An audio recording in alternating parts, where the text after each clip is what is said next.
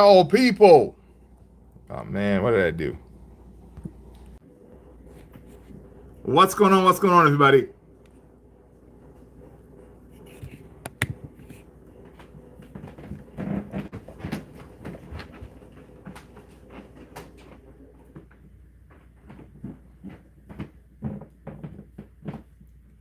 I am back, people. I'm back. Welcome, welcome, welcome, everybody. Hope you guys are good. Hola. Getting myself situated here. Pep. What's going on, Pep? Good to see you. First in the house. That's what's up, my man. So, guys, listen. We're going to be talking about Antony. Antony making some waves, making some statements against the manager. His agent, right? So we're going to jump into those and see what's going on. But again, tomorrow it's a big day, people. Tomorrow it's a big day. It's another chance, right? It's another chance for these players of ours to, kind of show us, okay, they can win a game, right? It's always exciting, man, whenever we have a game day. I don't know. I know we're not, at that place where, you can be excited that we're going to come up with the win and all that. I know, but it's game day. It's always exciting, right? It's another chance where, we may be able to, progress in this competition, right? We know, yeah, Ruben Amorim he did say, yes, it's not a priority that we win this Europa, because he believes there's a bigger picture.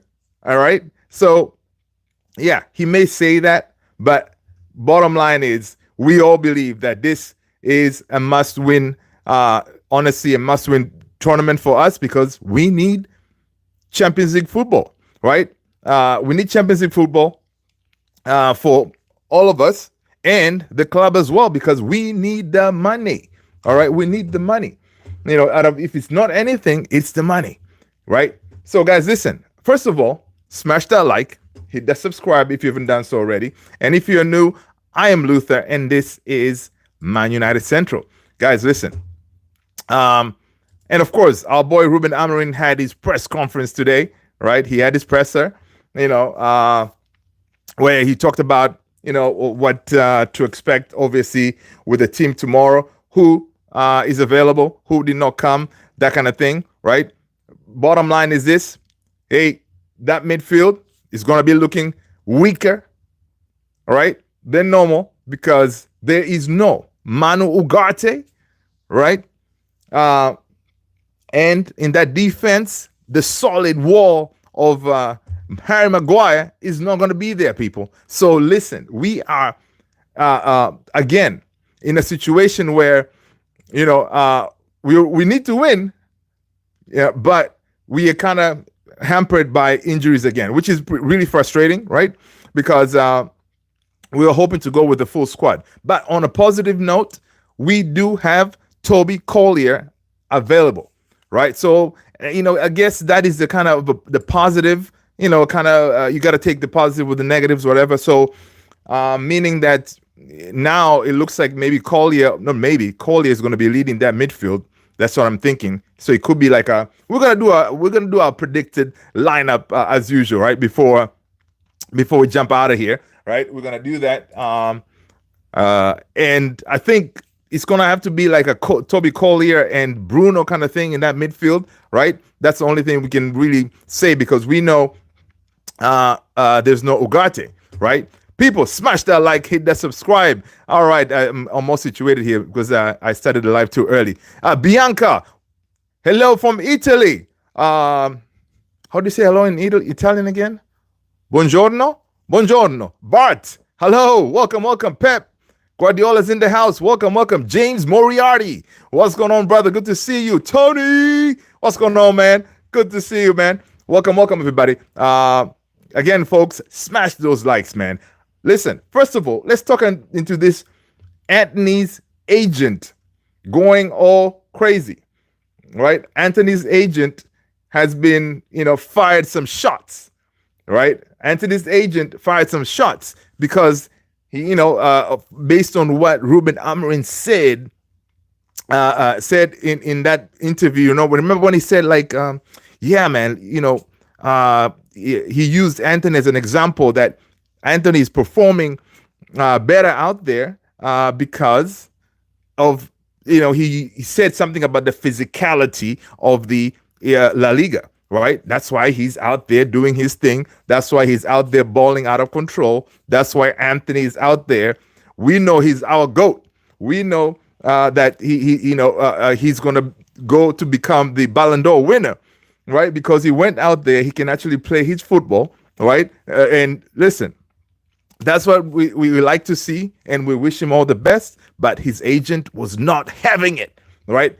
Agent was not having it, after those quotes. So basically, his agent came out and said, listen, we are disagreeing with this whole physicality thing, right? His agent's name is Pedroso.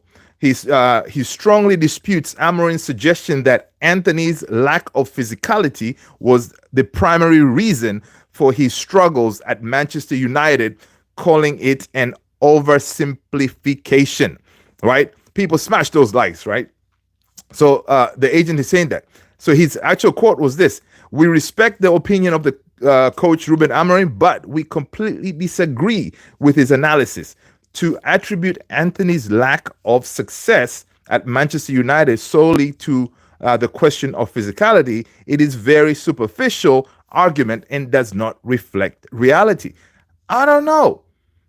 We've heard from a lot of I wish I can quote some, a lot of former players and people who have played both leagues, right? La Liga, and then they moved on to the Premier League. There's some quotes out there where folks have said, obviously, you cannot compare the two. When you come to the Premier League, it is a physical league, right? And some players do struggle, right? In that aspect.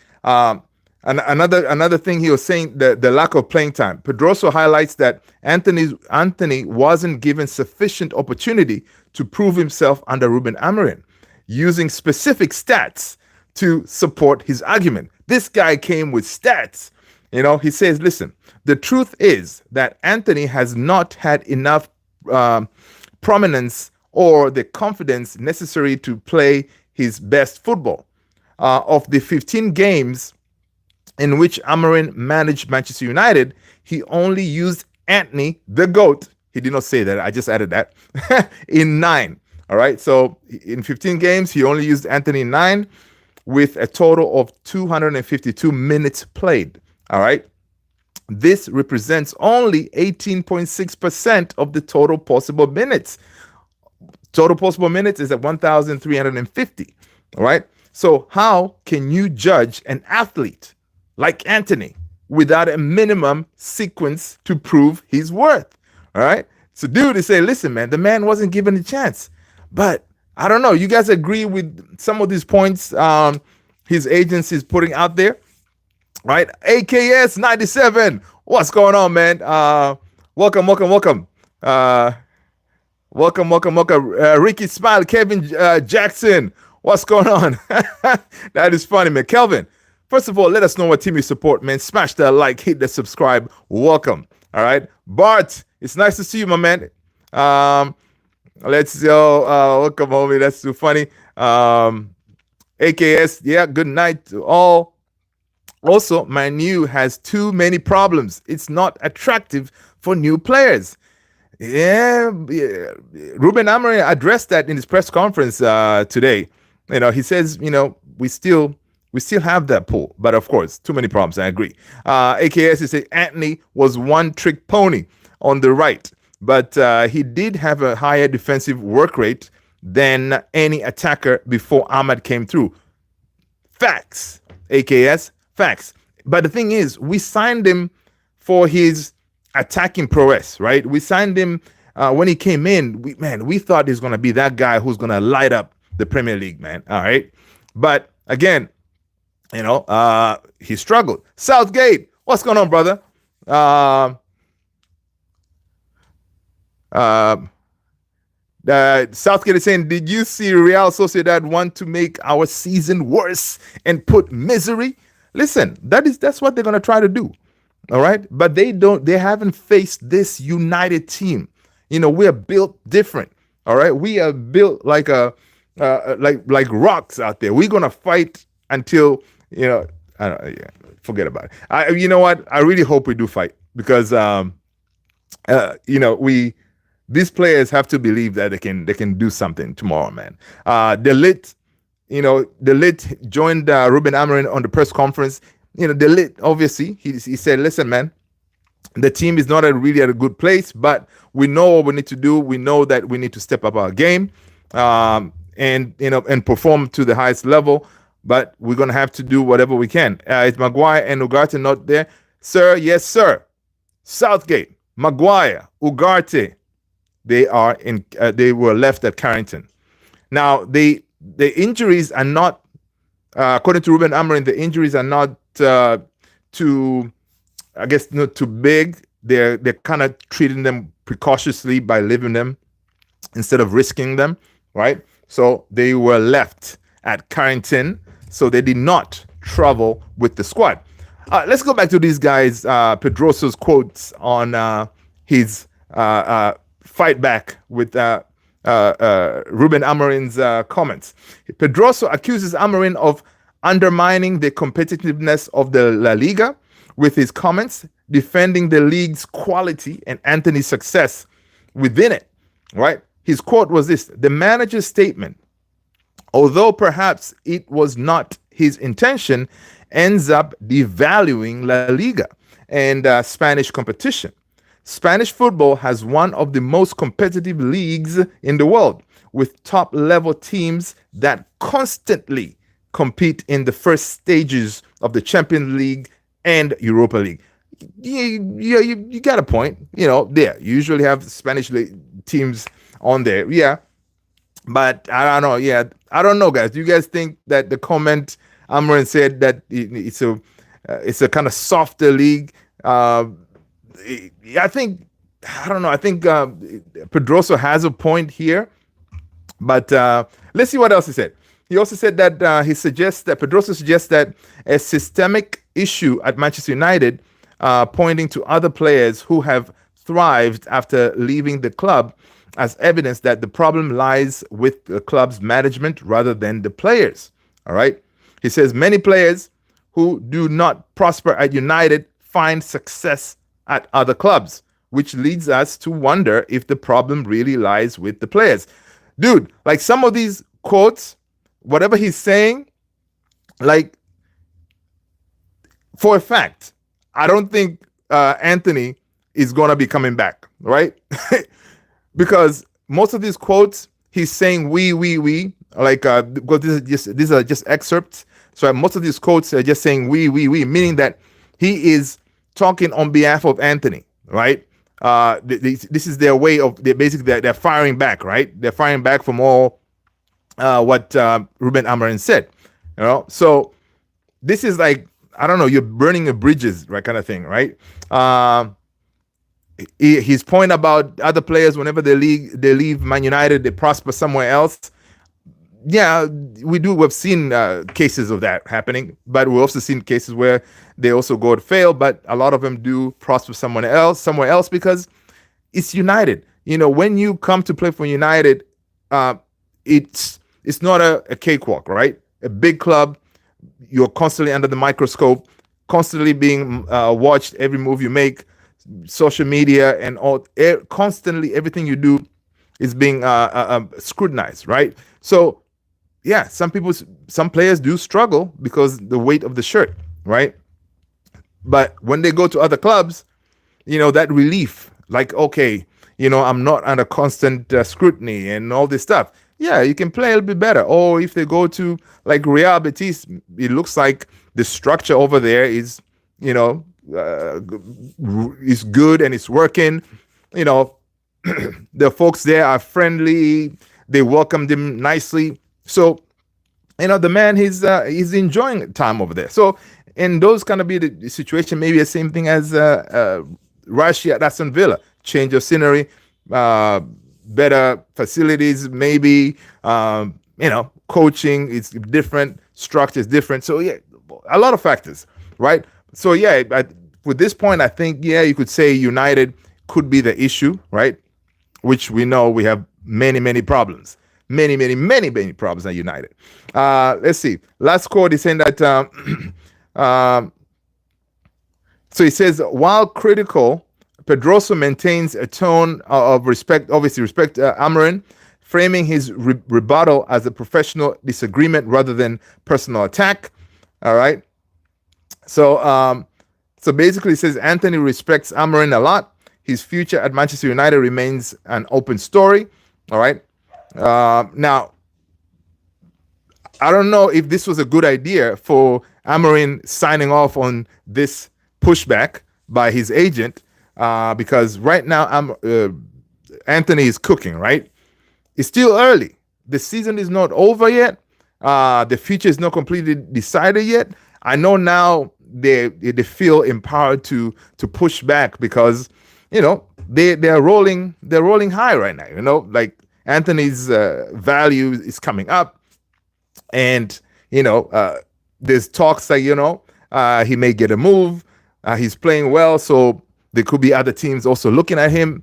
And you know what? More power to him, right? We hope Antony the GOAT gets his move in the summer.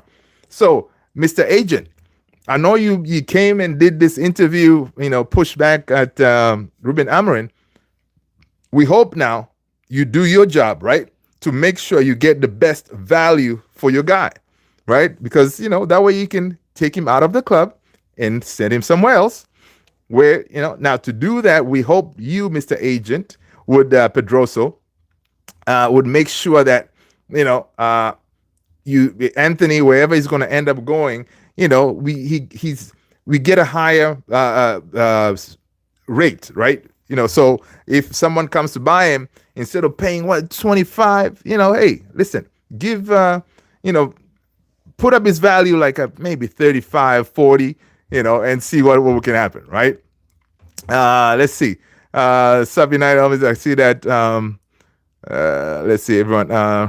Obviously, yeah, guys, again, there is, make sure you join the Discord community, all right? We have a Discord community that we're trying to build. The link is right there. Tony the Great just dropped it. Please go ahead and follow that link and join the Discord, man. And we can continue to chat over there, right? So, yeah, guys, in the chat, let us know what you think about these quotes from Antony's agent. Is it wise? Is it wise to burn your bridges right now where, the future is not really yet decided? Things can go bad really quickly.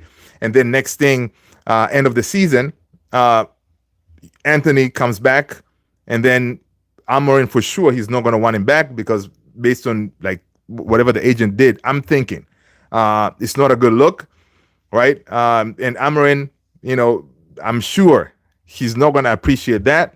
He was merely making a statement, say, hey, maybe it's a good thing that he's performing well over there. Maybe he would have chosen other words to explain why he's performing better over there. Maybe Ruben could have said something like, you know what, Antony is still our player, right? And we are happy that he's performing well at Real Betis. We wish him all the best, that kind of thing. But maybe using the physicality thing, it may not have been the right thing. But again, Ruben Amorim has been doing a lot of interviews, not always using the right words. So it's one of those. But, he did what he said about the physicality thing. We've heard it before from other players and stuff like that. So, it's kind of a known thing. But obviously, the agent was like, nah, we ain't going to let this fly. Right? We have to, send our message out there that my client, he's not thriving over there because it's a weaker league and stuff like that.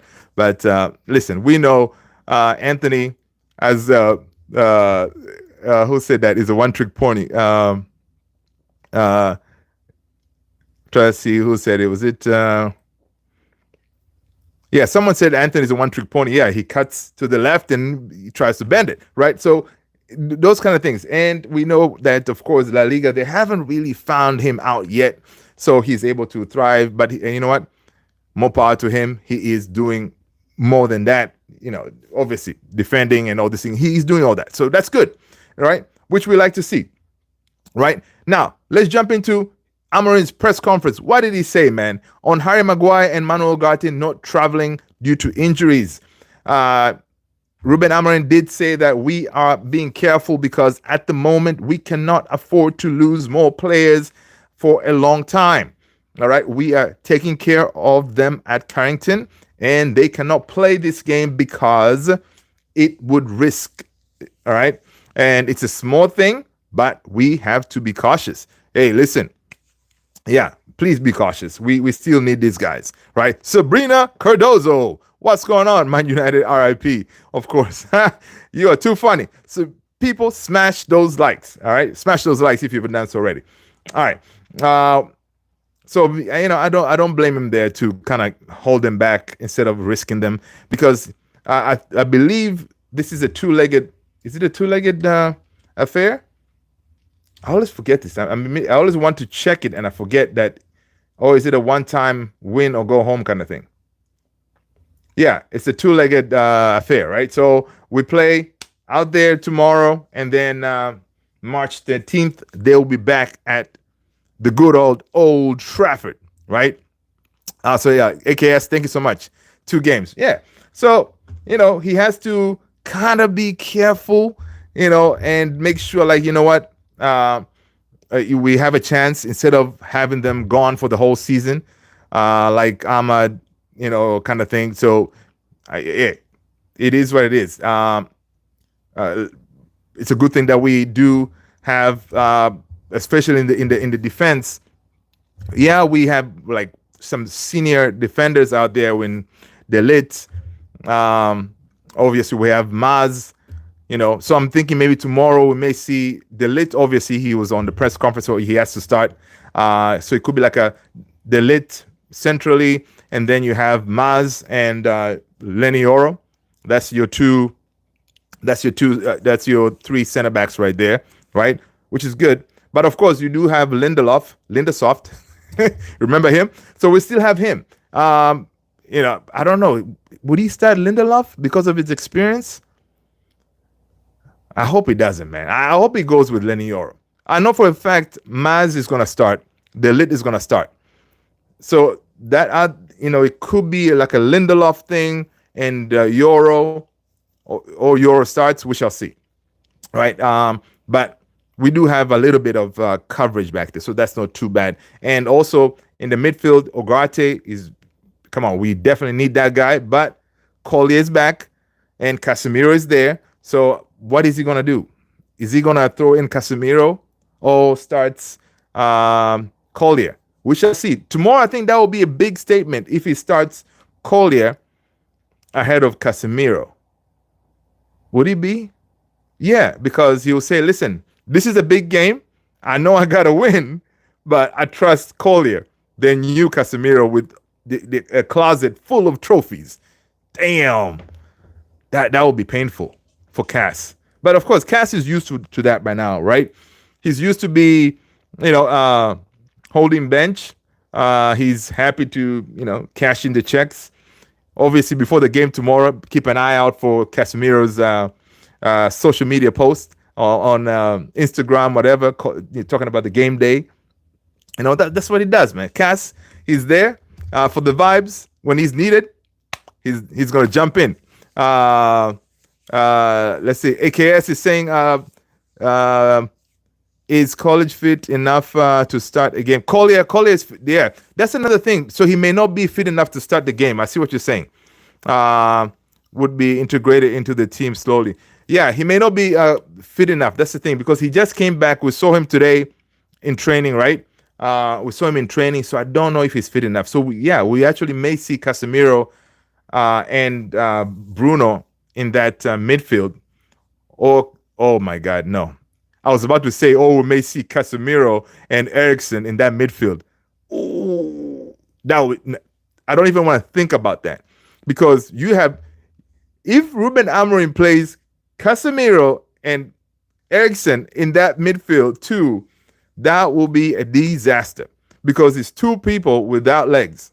Yeah. I hope he doesn't do that because that'll be terrible. Sabrina Cardozo is saying Van der Sar, Vidic, Ferdinand, Berbatov, Valencia, G. Sampak, CR7, Tevez, Rooney, Anderson. Man, I'm telling you, man. We had some good players, Sabrina. United had some good players.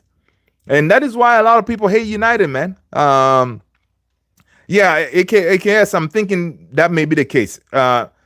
Eriksen as a 10, but I'm thinking our 2 10s.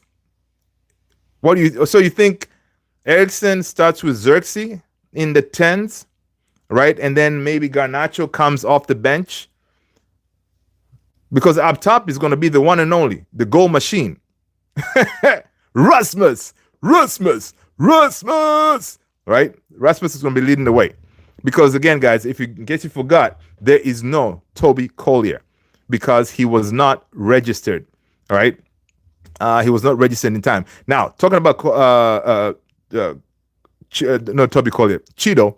Cheeto was not registered in time, so he's not part of the team, which is pretty crazy. But he did. Ruben Amorim did talk about him. Let's see. Did he say? Basically, he said that during that time, he had Rasmus and Xerxes in that role, and for some reason they didn't consider bringing Cheeto, at that time, so they didn't register him, which I mean was a really big error in my opinion. But yeah, so the only ones we got is those two guys. So let's see. Second question for Ruben Amorim was like, how do you assess the challenge of facing Real Sociedad with a small squad? Because we do have a small squad. I think we only have 15 or 18 players, if I'm not mistaken. So it's a very small squad that he traveled with. Let's see. And that squad that I have it here, the travel squad over there. Let's see. It is. I had it. Now I lost it.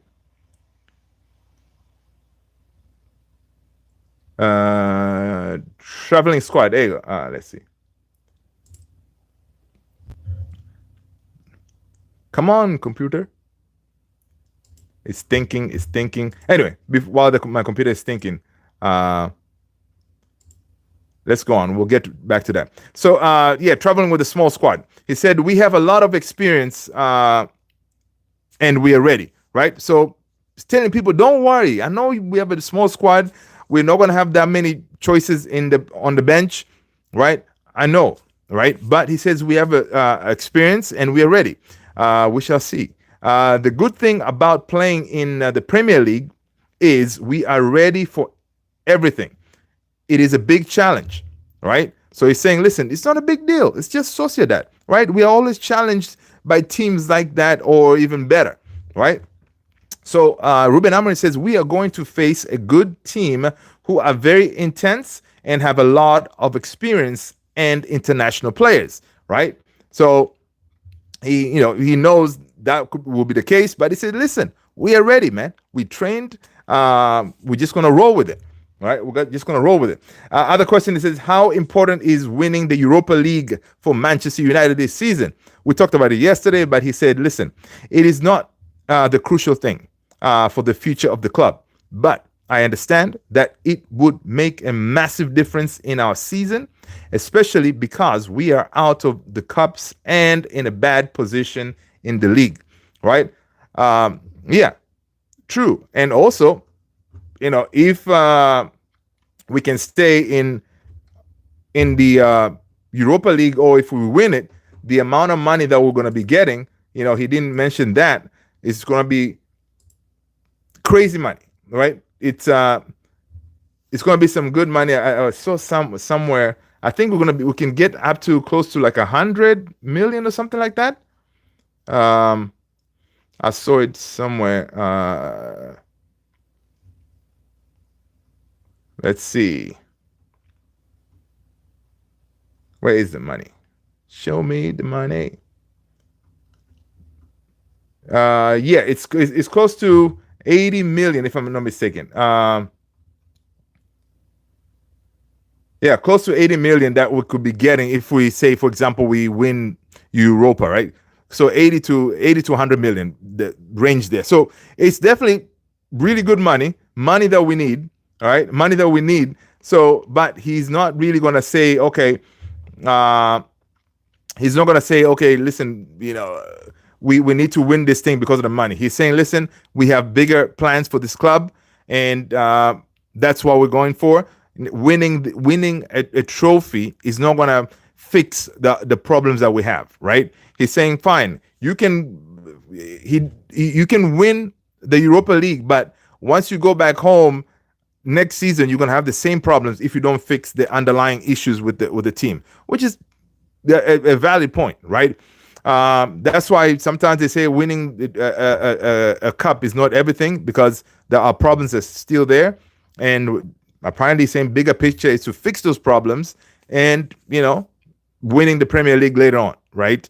And even if we don't win tomorrow or we get knocked out of Europa, life goes on because we have a bigger picture ahead of us. Hey, you agree? Let me know. Disagree? Let me know.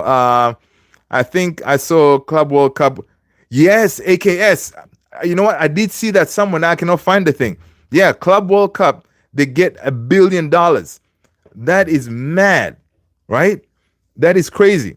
People, in case you didn't know, AKS dropped there saying that, Club World Cup winner gets $1 billion. Let me see if I can find that. Club World. That is big money. And basically, imagine, and the thing is,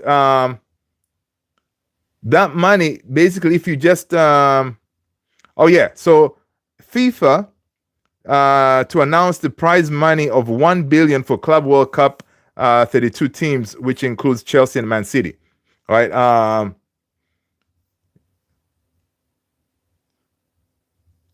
So yeah, but it says if the team wins the tournament, they would make around 100 million, right? So yeah, I mean, that is big money, right? That is big money, and money that we could use if we were able to get into this tournament, right? Which is very, very interesting. Now this tournament, it makes it kind of, it's going to challenge the prize money of the Champions League, right? Because the Champions League, I think winners almost get similar or something. So again, it's a way for them to compete with UEFA, right? UEFA is they're the ones who are running the Champions League, of course. FIFA is the governing body of they're the ones who handle the World Cup and all this stuff, right? So they're trying to come up with something to kind of compete with the Champions League, which is very interesting, right? Very interesting. But again, this tournament is going to start right. Club World Cup, I think it starts right after we finish the season. Now, again, some of these teams, they won't get much chance to rest and all this stuff. But again, it's only, I think the tournament is only like 4 weeks, if I'm not mistaken. So it's going to be quick. It's going to be quick. But again, the chance of, as you progressing in the tournament, your chances of making money grows as you keep on going to the next level. So it's pretty good. People, smash those likes, guys. All right. So let's go with the Ruben Amorim. What else did he say? Another question was, Ruben Amorim, you have talked about this being a long-term project to turn United around. Does that mean one cup success won't solve anything? Won't solve everything? Ruben Amorim says, I'm really confident on the big goal of the club. I'm trying to show the big picture to our supporters. All right. It is a long project, and one cup won't fix everything, but it's a step. Right. So, hey, he put it there nicely. Another question was, your strikers have struggled for goals recently. How can the team unlock their best form? Listen, if Ruben Amorim really knew how to do this, I am sure he would have done it. But this is how he answered it. He said, listen, there are things that are hard to explain. Yeah, he doesn't know. Right? You know, whenever you start saying like, yeah, that's a good question. But listen, there are things that are very hard to explain. Dude, you are the manager, you know. How about you explain it? Anyway, he continues saying, listen, there are things that are hard to explain. Before the last match, we had some games without opportunities, and it is impossible for them to score. So it's a team thing, right? It's a team thing. It's not Xerxes, it's not Rasmus. It's the whole team, the mentality thing, right? Sometimes it is luck. One thing is to create situations, all right? We created chances in the last game, but in certain moments, we need a little bit of luck to score, right? To score one, okay? Then when you score one, you take away the big pressure and score 2 or 3 in the next games. True.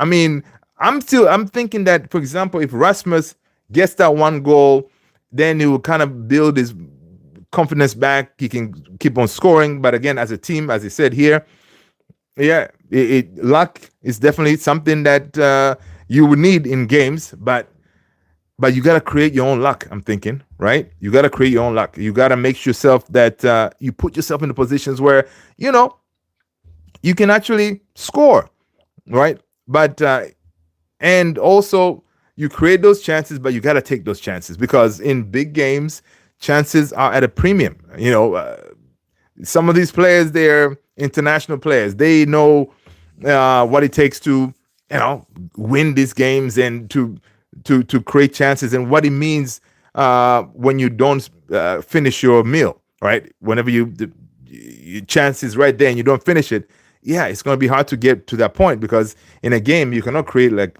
unlimited number of chances. So you got to take them. So again, he says it's one of those things it's hard to explain. And the only thing he can do is, I guess, I don't know, try to work with this team and see what's going to happen. DRB, Messi 10. United is even suffering to win with small teams, 100%. Everton, Fulham, out of FA Cup. They're losing in penalty. 2. Listen, DRB Messi, smash that like, man. Hit the subscribe if you've been done so already. Yeah, man, I agree. I surrender. I know my team is in the mud. All right, we're in the mud, but you know, times are tough. You know, we are in a rebuilding posture right now. We will rise again. I know that. I could be delusional, but I know we will. This cannot continue forever. All right, so it cannot continue forever. We are going to rise again, people. You know, you watch. Another question he was asked, what is your approach to managing the injury crisis with such a limited squad? Ruben Amorim said, we have to manage with what we have.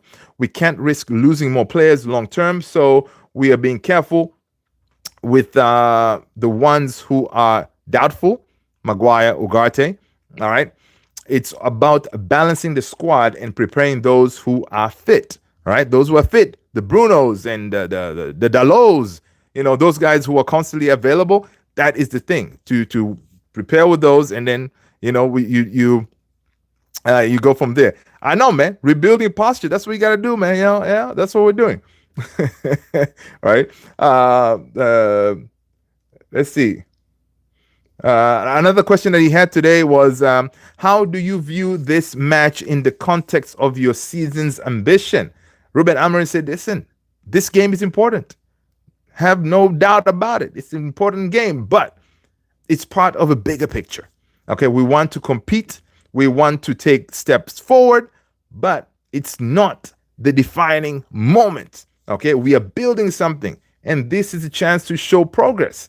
Yeah, it sure is. It's a chance to show progress, because if you can progress from here, you get yourself closer and closer and closer to winning Europa and, you know, punching your ticket to the Champions